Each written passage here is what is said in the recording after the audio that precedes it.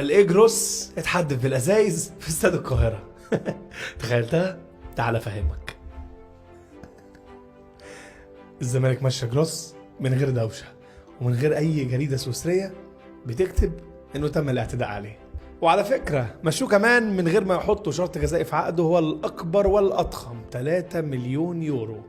تخيل معايا عزيز الزملكاوي إن الدنيا والعة في النادي الأهلي، الخروج من دوري أبطال أفريقيا، مدير فني بيمشي، بيتحدف بالأزايز، شرط جزائي هو الأكبر والأضخم في تاريخ كرة القدم المصرية، وكمان أوضة اللبس مليانة مشاكل.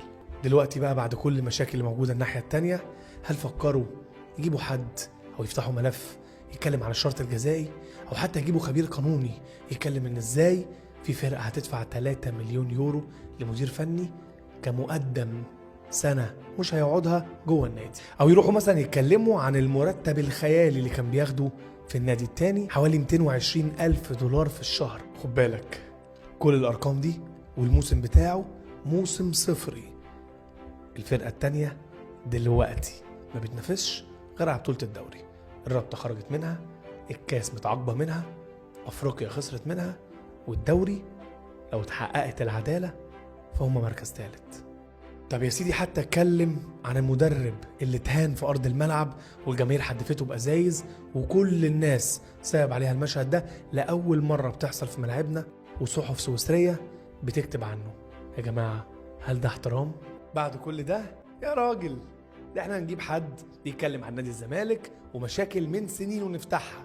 يا اخي طب حتى اتكلم عن مخالفة اللوائح، وان في فرقتين بجمهورهم كان عندهم ماتش في استاد القاهرة، فرقة راحت والجمهورين راحوا، وفرقة تانية قال لك انا رايح اتمرن، وبعد كده تحاول تمسك العصاية من النص وتخالف اللوائح والقوانين وتقول لك اصل دي ظاهرة وكارثة ما ينفعش نتعداها. لو من الاساس المشكله كده فانت تروح تعيد الماتش، لكن انت بنفسك حسبت ان الماتش يخسر 3-0 النادي الاهلي، فازاي عايز تمسك العصايه من النص؟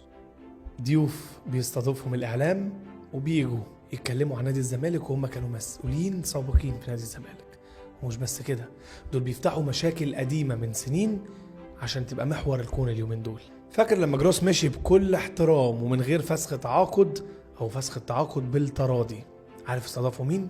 استضافوا أمير عزمي مجاهد عشان يتكلم في المشاكل اللي موجودة في النادي ده. ساعتها أنا جاي أقول لك إن الكورة مش هتتعدل في مصر إلا لما كل الناس دي ما تركزش في ألوان، كل الناس دي تقف على مسافة واحدة من الجميع وتحترم كل الفرق